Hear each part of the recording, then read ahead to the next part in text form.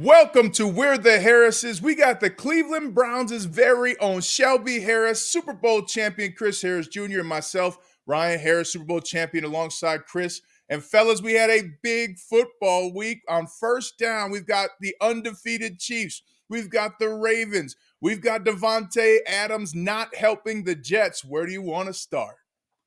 Man, I feel like we got to start with the undefeated Chiefs, man. Woo! It's not pretty. Every week is not pretty, but they're finding ways to win. And I just don't know how.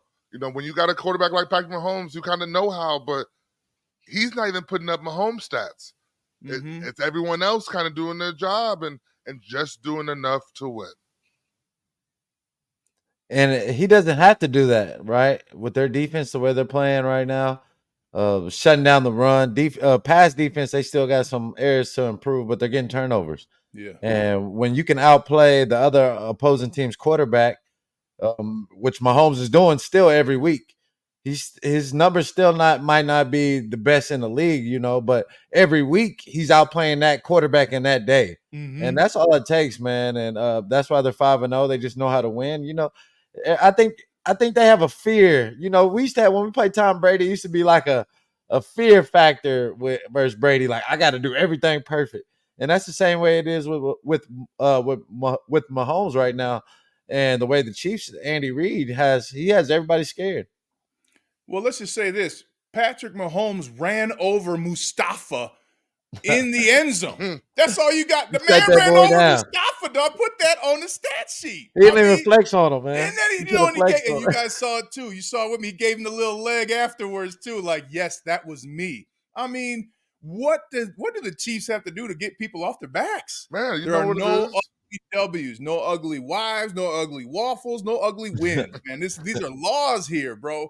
And it's amazing because, Chris, you said it. It's like, and Shelby too, you're not seeing Patrick Mahomes throw it for 60 yards in the air. You don't have to do that. And I would argue that's not how you win. You win by being methodical, precise, accurate, quick when you have to be. Patrick Mahomes runs when he has to. And Andy Reid, Hall of Fame coach, absolutely a part of this. No playbook I ever played with was bigger than when I was with the Chiefs. They got traps from the 70s. They got every screen you can imagine. We even had a silent 3 snap count on the road. I mean, that's the kind of levels that the Chiefs operate at. And honestly, it's fun to see this greatness. I don't understand what people are liking. You're getting to watch greatness in real time, and it's phenomenal to see. But also, you got to give credit to they're running the ball. They're refusing to take no for an answer. Kareem Hunt has gone in there and done what Kareem Hunt does. You know what I mean? Like, they are methodical with their run game, and then they're taking the pressure off Mahomes because right now they are beat up at receiver. Travis Kelce isn't having the year that he usually has had. So you got to figure out different ways to win, and that's what you got to respect about the Chiefs. They're not just stuck in one way trying to win the game. All they care about is coming out 1-0 every week. I think they do need another weapon because it's going to get very tight. And you know how it is. As the season goes, it gets harder and harder. Yeah. And he's going to need some weapons. Worthy, he's solid. Juju's been solid. Hardman, he's more of a scat guy, gadget guy. But they're going to need another weapon to be able to deal with the Ravens coming on at the end of the year. I think the Ravens are rolling right now, and they're going to need some more offensive firepower to be able to keep up with those boys. And let's stick with the Ravens because you guys are talking about weapons, and that's immediately what I thought of. I mean, this team has found themselves. They're starting to win the way it should look. They're trusting each other. They're making plays on defense and on offense. I mean, Lamar Jackson is on pace for a 4,000-yard passing season and a 1,000-yard rushing season. Never been done in NFL history. But at the same time, it only matters if you win the championship. I don't care about the stats, right? We just got done talking about the Chiefs. They're undefeated. That's the stat that matters. But these Ravens, they're starting to look more and more like the championship favorites in the NFL. What do you guys think? Man, that's who we got this week. We got to play the Ravens. We got to play the Ravens this week. And, they're looking like they're finally coming into their own. Derrick Henry's really getting rolling. And you're seeing Lamar Jackson really develop into the passer that we as players all know he could be. And that's what's scary when you have the dual-headed monster like that. It's hard to stop them. And then you got to give credit to their defense. Their defense is out here balling. They really, until the end, had shut down the Buccaneers from doing what they really wanted to do. Granted, the Buccaneers, Mike Evans got hurt in the first quarter, but it's tough when you just have so many weapons on offense, and it seems like your defense is always on the field. You know what I mean? Like that's when you start getting those issues, and it starts breaking down when your defense is on the field for 25, 30 minutes a game. You gotta find ways to get 3 and outs.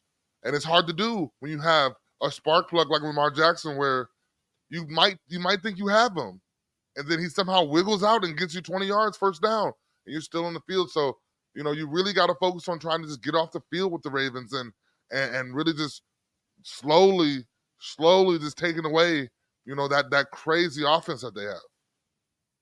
Let me give y'all a stat. Derrick Henry averaged 11 yards per carry last night. Whew. 11 yards per carry. Hey, how does that feel as a defense though, Chris? When somebody's toting it like that? I don't know if either of you went against somebody who was averaging 11 like that. Not 11, but I've been in games where we just cannot stop the run. And as a DB, those are demoralizing, right? Because you're like, I can't make a play, I can't get a pick. Every third down is 3rd and 2, or the only thing you're gonna get is like they might either run it or get a quick game, right? You can't really get involved in the game. And the way that the Ravens are playing right now, they're just gonna take old possession every week. They're gonna win the possession every week. Being able to have 100 yards with Henry, 100 yards with Jackson, that's pretty much unstoppable. Yes. Right. And now they're adding the play action game into it. And this guy's throwing all over the field. He still had 5 touchdowns. Mm-hmm. Right. So, I don't know. We got to go back and look at the numbers, look at the stats, and see how many guys have won back-to-back MVPs. Right. Because he definitely has a great chance this year. It's either him or Henry right now at this point. And the thing, too, you guys mentioned, that run game gives your defense so much power. It's not just energy. It's not just focus. When your defense can sit down for 10 minutes at a time because your offense is running the ball, it gives your defense power to rush faster, power to jump the count, power to guess more, right? When you guys are on defense, you got a lead, you can take some guesses, and that can really affect an offense. So just really, really impressed with how the Ravens are coming together at this point of the year. Think of it like this, though. Imagine knowing it's a run and you can't stop it. That's what's demoralizing the defense. When they show you we are running the ball and you can't do anything about it. That's what kills the defense's heart. That's what shuts all that stuff down. Is when you know what the offense is running and you can't stop it. Man, you already know you're in for a long day. Yeah. Well, speaking of one more thing too. One more thing on this topic. We got to salute the Ravens coaches. Yeah. Also, because they changed their style of play for Derrick Henry. Yes. They have not been an eye back or a dot running team. Now they're in the eye formation, right? They're in the dot. And that's something that's been, everybody knows his run, like Shelby says. Everybody knows when he's in the dot, he's probably getting the ball, and they're not stopping it, right? So the key to beat the Ravens is you got to get up on them. You got to force them to be in a pass-happy rhythm, where they can't really run the ball and possess the offense. So you got to get up a couple scores on them, make them throw the ball, and that's the key to beating those guys. Derrick Henry got clocked at 21 miles per hour at 250 pounds. Freight train. Okay, unstoppable. And then you guys mentioned it too, Lamar Jackson. All the players have known that he's a passer. Let me remind people, they asked this man to be a tight end at the combine. Out of your mind. We're not even going to go back there, but this man is an elite passer, and he can run the football on top of Derrick Henry. And I'm telling you, the play that's coming is where he fakes to Derrick Henry, and Derrick Henry's the lead blocker. Whoa, I don't want to. That play's coming out week 15, 16, maybe in the divisional round of the playoffs. But speaking of the playoffs, we had somebody steal a storyline that everyone was talking about all week. And who I'm talking about is Russell Wilson coming in and dominating with the Steelers after a rough little start. they got over on the Jets and took the whole Davante Adams and hopes and dreams of those Jets with them. What'd you guys make of that game? Yeah, man, it's tough. Like that's just Broncos fans have to be feeling a type of way to see Russell Wilson utilized the way he's supposed to be utilized. You know what I mean? Like, and that's the thing. Like, depend on the run game, play action off of it. Let Russ throw his deep ball, but then also, this playing behind a defense that can support you. That's the Russell Wilson way. And it just, it was great to see Russ cook, as they would say. You know what I mean? It's tough though, because the Broncos are taking so much dead money from releasing Russ, and it seems like even with Russ at the point of his career as he is, you can still win with him, as the Steelers has shown. You can still win with him, and the offense put up points. The offense did good, and granted, the Jets have been falling apart, but when it's time when it was time for Russ to figure it out, when it was time for because I think at halftime it was a close game. Yep. At halftime it was a very close game, and they came out and the defense shut it down, and the offense went to work. And now, granted, on the other side, the Jets have a long way to go. It shows that Davante Adams is not necessarily the answer. There's a lot of issues with the Jets that it definitely hurts their postseason chances. Now, granted, we're still early in the season. Anything can happen. But the Jets got to figure it out. And it seems like, just like the Ravens, the Steelers are starting to figure it out. They always have their identity, though. We all know they're going to run the ball, and they're going to play good defense. And they're going to have a quarterback that can take some shots. But the Jets, on the other hand, they're in an identity crisis right now. They don't really know who they are. And you had Davante Adams come out there, and it showed that it really didn't change the offense very much. And then also with Davante Adams coming, Garrett Wilson had probably one of his worst games. So it's just a matter of you got to keep those young receivers. You got to keep them feeling good. You got to keep them hyped up. But in that same instance, you had Garrett Wilson have a bad game, and then Mike Williams was pretty much invisible.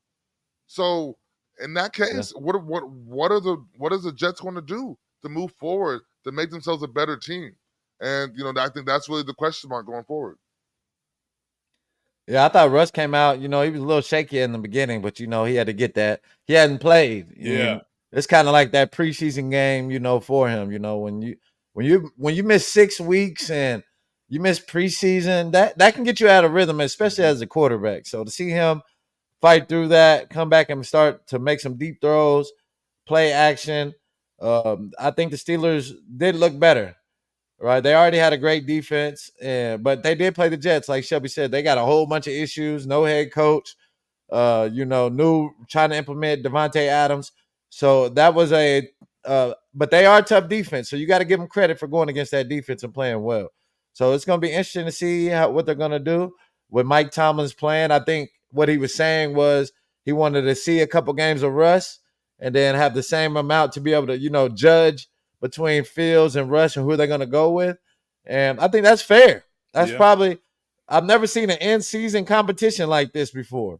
This might be the first time ever, and it's good competition, and I think it's going to make their team a better team in the long run from it. So it's going to be interesting to see what happens with Justin Fields, because I thought he played solid.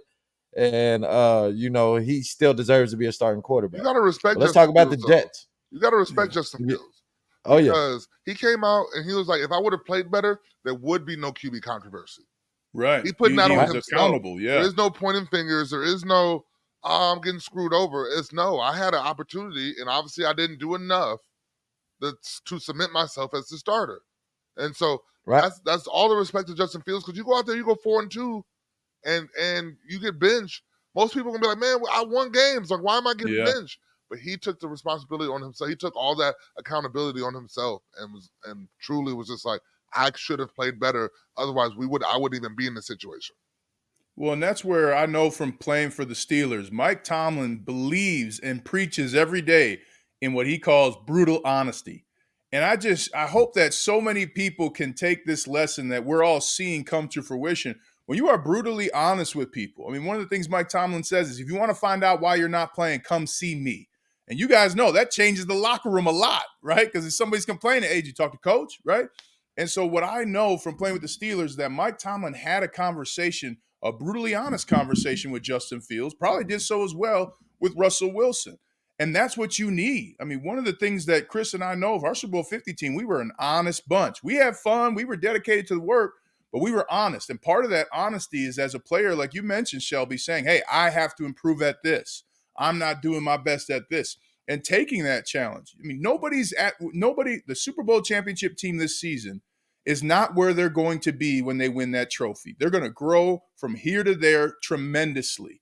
And that's a big piece of this. And Mike Tomlin gets those guys prepared. Najee Harris had his second consecutive 100-yard rushing game for only the second time in his career. I mean, that defense is nuts, right? You're gonna have a solid defense. The techniques that they play are phenomenal. But, man, this Steelers team is dangerous, and it's going to be fun to watch how the AFC shakes out. Man, the AFC is it's a dogfight right now. And that's even teams with 1 or 2 wins, they're still in conversation because everybody's beating each other. Other than the Chiefs right now, everybody's fighting against each other. And so that's it's going to make a great run when we get to December. Right. Let me get some on the Jets real quick. With Davante Adams, he's not the same Davante Adams that we seen, 3 or 4 years ago. Same thing with Aaron Rodgers. This is the older version of this tandem, right? So I don't see them just completely taking over the league like that. I see him being a solid possession receiver, and he's going to improve the offense, but he's not going to just drastically, now the Jets are a top 5 offense. That's not going to happen. Well, and then one thing too that fans miss. I mean, if you're Davante Adams, you come in. Who's your best friend on the team, right? Aaron Rodgers. And as Shelby said, if you're Garrett Wilson, who an elite receiver, one of the best young receivers, right, in the game, now all of a sudden your quarterback's not talking to you, right? Maybe not as much. And we know as veterans, like that's just the first week and things. But I mean, young players can get really caught in their feelings, and the Jets look like a team caught in their feelings. Right? That they don't. Well, I want more conversation. I want more attention. I want the ball. That's got to go. You guys got to win games right now. So the whole mentality of that Jets, specifically offense, lets me know that they don't have great leadership there. Aaron Rodgers is clearly he's a great quarterback, not a great leader, because he should have those guys playing at a higher level than they are playing. But I think they had a better record with Zach Wilson. Ooh. I think Zach Wilson had a better record there at this point last year, better record last year compared to this year with Aaron Rodgers. And they're making him look good. They're making Zach Wilson look good because everything in the offense still looks bad, and he's not there to take on all the blame. Mm-hmm. No, but could this be the last year of Aaron Rodgers in New York? Obviously they brought him there for a reason. And they thought he was going to be just like the Broncos thought with Russell Wilson or before when they wanted to bring Aaron Rodgers in. He's not the jumpster. He's not the plug. He's not the one that's making the offense go. And you're paying, at the end of the day, I hate always talking about money, but when you're paying a quarterback this much money, you expect him to go in and be the guy that gets us to the elite level. And their defense is not the problem. Obviously, they struggled a little bit against the Steelers, but it's been this whole season. It's been the offense. So you got to start thinking. Are they thinking about, is it time for a new quarterback? The 40-year-old quarterback thing, everyone keeps talking about it. Everyone knows Aaron Rodgers does not look necessarily the same as he has. Granted, that last game, I thought he probably threw the ball the best that he has. But, when the ball hits Garrett Wilson in the chest and it pops up and it's an interception, that still goes on the QB stats. You know what I mean? So, the stats just aren't backing up Aaron Rodgers right now. So you have to think, maybe this is the last year Aaron Rodgers is in New York. When Aaron Rodgers he got back and got healthy. I think that was the big thing for him, right? I want to come back and I want to play after that Achilles. But you guys are right. I mean, if you're Aaron Rodgers, I could say, and Aaron Rodgers every offseason is dramatic, right? We're going to hear about ayahuasca or something crazy, sitting in a dark cave. He's probably going to retire and then come back. I mean, I just don't even want to think about the offseason with him. But I'm with Shelby. I mean, if you're the Jets, you need to start building a long-term plan for success. And that includes a new quarterback, a couple new offensive linemen, and a coach who can motivate players. And they just don't have that right now. Yes, I'm going to take this one. We're going to go second down. I'm going to take this one because this one's near and dear to my heart. Mhm. Deshaun Watson, goes down, obvious ankle Achilles injury. And then, we're in the stadium and everyone starts cheering. Truly cheering when a man gets hurt. And it was one of the most disgusting things I've ever seen. Because no matter what the man's past is, if he was out there scoring touchdowns for you, and if we were having a better season here, it would have been none of that. And so now we're just getting to the ugly nature of what the NFL and what the fans are.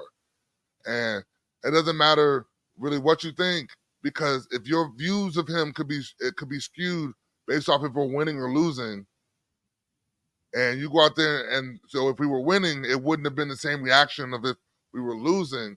I think you need to look yourself in the face, because it's a disgusting. This man's out here putting his body on the line. Yeah, shit's not going the way we want it to go. We know that. As about no one expected us to be 1-6. We know that. This man's out here trying to get it right every week. You don't see him ever quitting. All the games earlier in the season when we weren't even, we're fighting for it. Did you ever see him pull himself out the game? Did you ever see him run from the smoke? He's out there every week putting his body on the line. And we have fans out here who are cheering for when his man got hurt. And honestly, it probably has nothing to do with his prior stuff. It's just because we weren't playing well. And that's the disgusting part of the game. We are humans. Well, I think that's what people forget. We are humans. And I think in the moment, it's got to be devastating for Deshaun Watson to hear his fans cheer when he's going out. And I also do want to make space for fans to do that, though. And to pick up on what you said, Shelby, I don't think it was about the fact, what has happened in the past with him. It was about the current situation. He is the 474th worst quarterback at yards per attempt in the NFL's history, just over 4. Watching the film, he was moving slower than I've ever seen a starting quarterback move. He was not moving with the quickness. He was not inspiring his offense like he was when he was in Houston. He's a very different player than everyone was accustomed to. And I agree that for in the moment, it can feel like they're cheering his injury, but I do know those fans are paying about $400 per game to go. And they want to see a quarterback who's getting paid top dollar perform. And that hasn't happened for 7 games. So it's not good to cheer for people being hurt. I also think fans are able to cheer when there's a change and thinking, hey, maybe this money that I've spent will be worth it and we'll see some production. Hey, DTR can play now. Yeah, so, but that it's going to be wasn't what interesting they to were see. cheering for. The minute he went down grabbing his ankle, that's when the cheers came out. It had nothing to do with, a new quarterback. They were cheering against this man. And that was the disgusting part about it. I get it. Everyone thinks, okay, a change will help fix the offense and maybe things will be different. But no, you cheered happily because the man got hurt. Had nothing to do with, okay, yeah, we're going to have a different quarterback. Because, yeah, there's been chance asking for Jameis or DTR. But the cheer because that man got hurt, that was the ugly part. I get it because fans are allowed to express their feelings. That's like everyone's allowed their opinion. It's in the fans' Bill of Rights. Yeah. Everyone's allowed their opinion. The thing is, be human. Be human. This man, his Achilles is ruptured.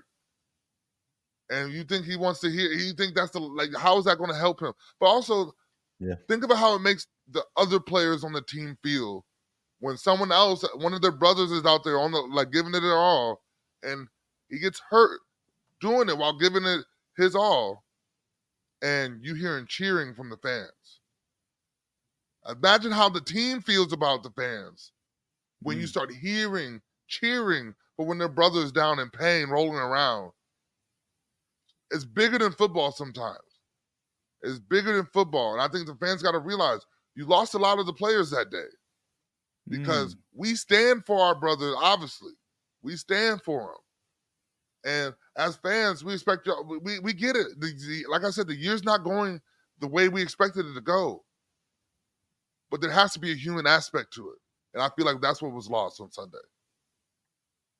Playing quarterback in the NFL, you got to have thick skin. Really, playing in the NFL, period, you got to have some thick skin, right? Because you're gonna always get critiqued, whether it's coaches, cousins, friends, anybody, fans. Everybody's gonna critique you and how you play. And just seeing Watson, like Ryan said, he doesn't look like he looked in Houston, right? When I watch him on tape, he doesn't look the same, and his accuracy has definitely gone down. So I can definitely see the frustration.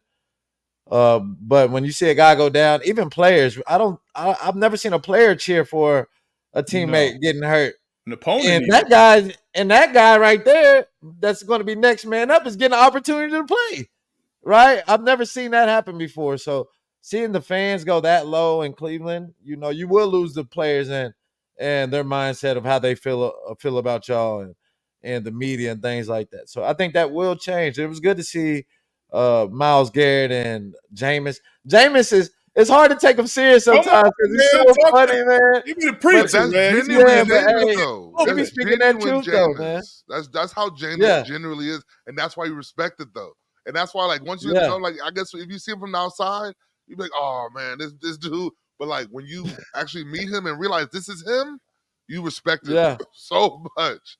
You know what I mean? Like, you respect it so much. He went to Harvard. He's got that intelligence. Like, he could have went to Harvard without football, Yeah. I mean, Jameis is the perfect backup, right? Because he's going to do everything, to kind of pub that guy up. He's going to respect his position, his role. And, I'm glad he spoke up for him because, Deshaun can't really, it's hard for him to speak up on this situation when he's not really balling, he's not producing, and he's hurt. And he's been hurt, right? He's missed tons of games in Cleveland. It's not like this is his first time being injured. So it's good to see some guys pick him up a little bit because he does need that. I'm pretty sure this is probably the lowest he can be, in his career, especially as a quarterback and the way he's playing. Not money-wise, because he's doing great money-wise, right? But playing his way, where he's at in his career playing, it just doesn't look right. And he has to go back and retool himself. I think he needs to figure it out in the offseason. He needs to come up with a better plan. Whatever he's been doing the past 3 years, he needs to scratch that and come up with a new plan, get back to the basics. Because he's still young. He still has a lot of time to regenerate his career. But he has to scratch what he's been doing in the offseason. Yeah, I'm with you. So, Shelby, though, I mean, how have you guys as a team talked about moving forward after that incident on the field, after the fans cheering? Man, it's a matter of we're doing this for us, for our brothers. And obviously one of our brothers is down. And, injuries are a part of the game. We get that. But it's just a matter of, we got to go out there and do our job just a little bit more. But we're not doing it. We can't do it for people who will turn on us as quick as they can. And so it's just a matter of, us just being us. Don't try to do too much. Go out there, do your job, but just do it just a little bit better. And I think that, just as a team, it definitely rubbed, people the wrong way. But we still all have a job to do. We all get paid a lot of money to play, a kid's game. And so I understand the frustration because the fans are putting their hard-earned money into watching us play football. And, everyone knows they're like, I grew up a huge Packer fan. Like, I get it, but I was blessed because they really didn't lose while I was a fan. You know what I mean? But it's like I get it though. But it's the ugly part of it is when you see people not look at you as a person. It's kind of like the shut up and dribble part, where people just we're not allowed to be human. We're not allowed to be just people. We only can be your favorite athlete. All you care about us is on Sunday. You don't care about what's going on at home. You don't care about our mental. You don't care about anything. You just care about the final product. But there's so much that goes into that final product, and it's getting overlooked. And so I think as players, we just, we know we have a job to do. We know we have to go out there, and all we can do is just go out there and do it a little bit better. But yeah, it definitely left a bad taste in a lot of people's mouths. Well, and how good will it feel if you beat the Ravens this weekend, right? I mean, that's the point. Everybody feels better if you guys can go ahead and knock off one of the top teams in the AFC. But it's not just you guys that are going to be working this Sunday. Tua Tagovailoa is coming back. I can't stand it. I don't want him to get hurt. I don't know how mentally he's preparing to play in the game, because you guys know, as players, you cannot think about being injured. Even if you have an injury, it's good on Sunday, right? I don't know how he's going to come back. I don't know if you're his lineman, you're terrified that you're going to be the reason that he never plays again. I don't get it, but he's saying he's playing. He's not going to wear the Guardian cap too. What do you guys make of Tua Tagovailoa coming back? I think he should wear the Guardian cap. Him 100%. coming back from injury this long, and he hasn't played in what has it been, a month since he's been out? And so he needs to wear the Guardian cap. I think he needs to wear any type of protection that he can.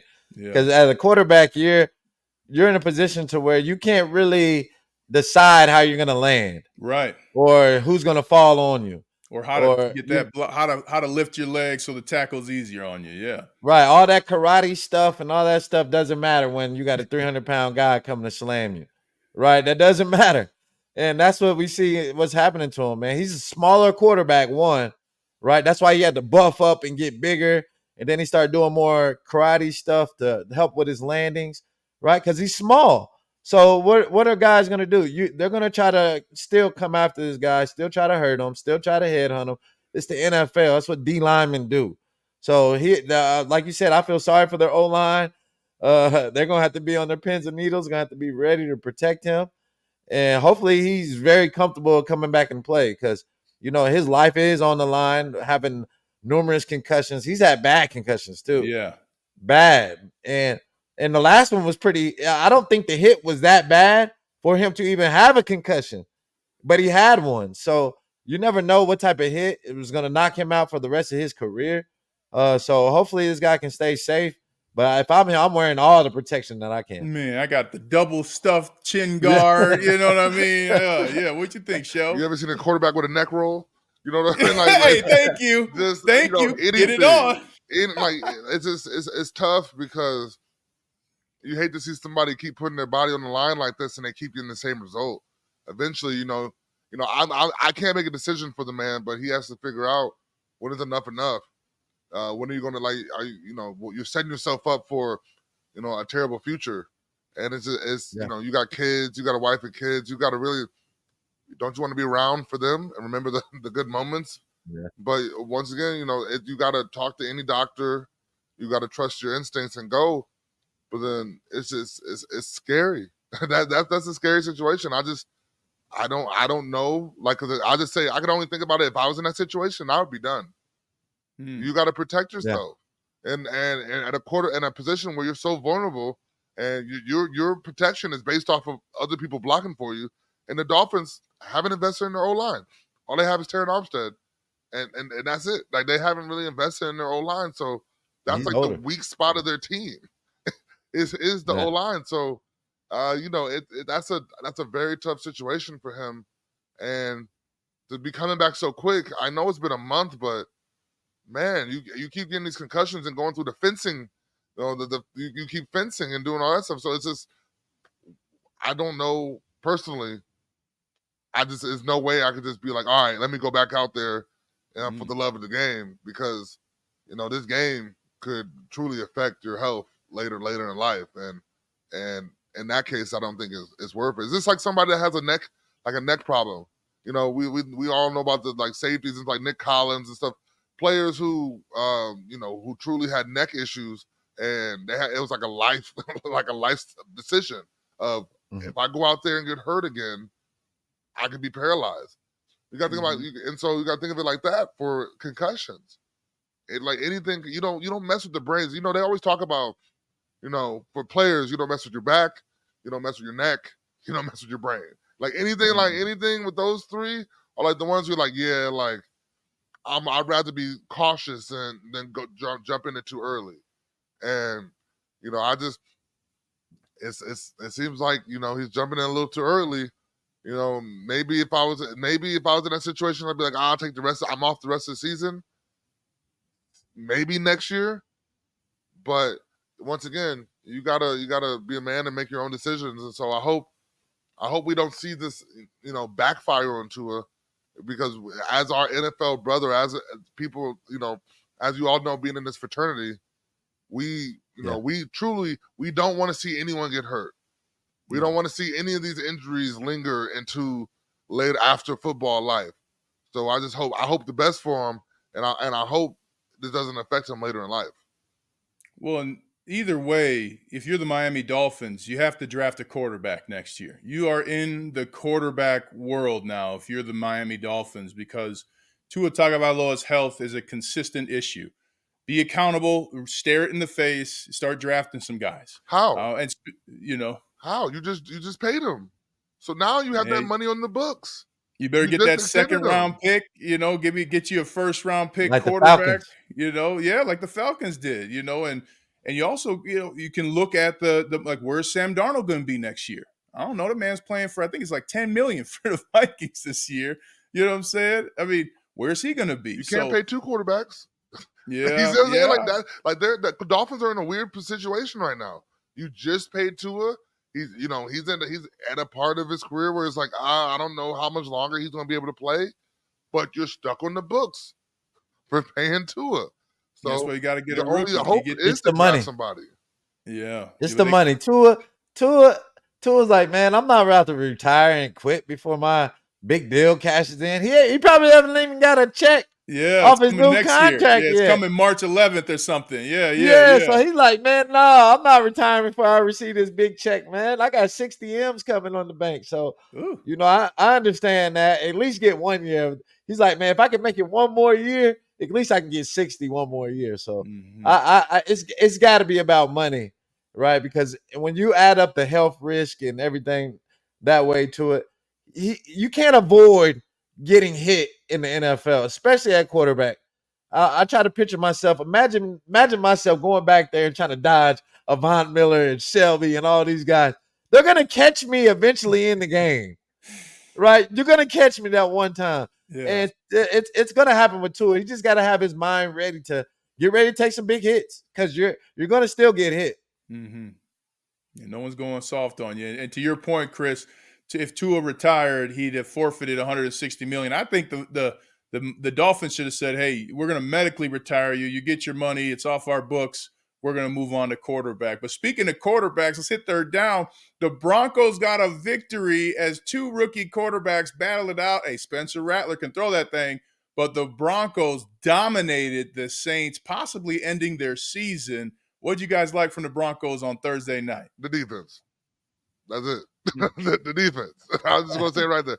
The defense. Vance Joseph, get ready to go somewhere next year and be the head coach, because, man, put on a masterclass of what defense is supposed to look like. The energy, just the flow of the game, the way the defense is playing, all in your face. I'm pretty sure the Broncos lead the league in sacks. Like, it's just sacks, pressures, just everything that you want from your defense. The Broncos are doing, and they did that without Pat Surtain. Like, and that's the big thing. Granted, the Saints are completely banged up. Their starting quarterbacks out. The top two receivers were out. The O-line's hurt. They're on like the third center. Like, it's a bad situation in New Orleans. And guess what? They have no money. Just like always. So the Saints are not just in a bad situation for this year. They're in a bad situation for the future too. They really just have no direction of where they're going to go. But for the Broncos, though, you can it's only so high you can ride off this way. Because you just beat up a banged up Saints team who, at best, was a mid-caliber team in the first place. But they just, the Broncos just are showing you just to beat up on the teams you're supposed to beat up on. And that's what that's what the good teams have to do. You got to beat up on the teams you're supposed to beat up on. Now the offense has to get going. Davante Adams had his best game, in a long time. Like, Davante Williams is doing what he's supposed to do. They're running the ball. They're doing that. Now, Bo Nix has to kind of get going. The defense is holding them in games, and they're really doing what they're supposed to do. But now it's the offense's turn. Sean Payton's the offensive coach. The offense has to get going. But the defense is really, is the reason why the Broncos are the way they are. Right. The Broncos defense ranks third in yardage right now. They're pretty high pass. But the overall big reason why they improved this year is the run defense. Right. Being able to stop the run. Last year they were 32nd, 31st in the run. Still pretty solid in the pass defense, but the run defense was atrocious. Right. They weren't going to be able to stop anybody with that. Adding all the free agent guys they bid up front has really changed the team. Being able to get the guy from the Jets, John Franklin. He's been a steal. Malcolm Roach from the Saints. They just got bigger. They got beefier up front, and that's been why they've been able to still be solid and losing to Alex Singleton, a guy that's averaged 100 tackles a year. That's why they're still solid. And Riley Moss emerging and playing solid. Jaquan McMillan playing great. That's why they're able to kind of, even though you lose a Pat Surtain, you can still play solid defense out there. But the Saints are bad right now. All the receivers are gone.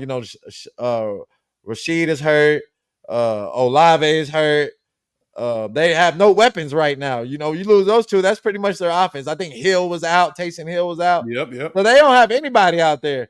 And so, you don't expect the rookie to go out there and dominate like that at all, especially versus that defense.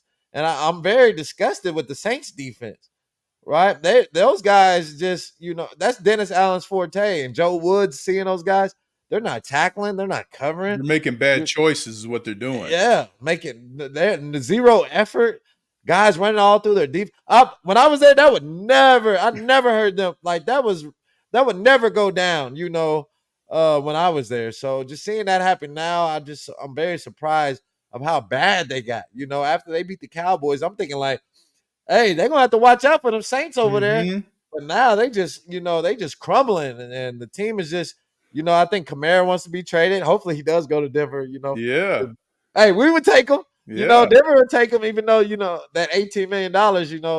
That doesn't fit Sean Payton's. I don't think he wants to do that anymore. That's not his style anymore. Just his philosophy anymore. Just talking to those guys. But I would love to see Kamara over there in the Broncos jersey for sure. Well, and let's say Zach Allen's name too on defense. That man is playing like J.J. Watt. I mean, he's starting to look like J.J. Watt out there, coming out playing end sometimes. I think he's even got the elbow brace like J.J. Watt. I mean, that's how much he's affecting the game.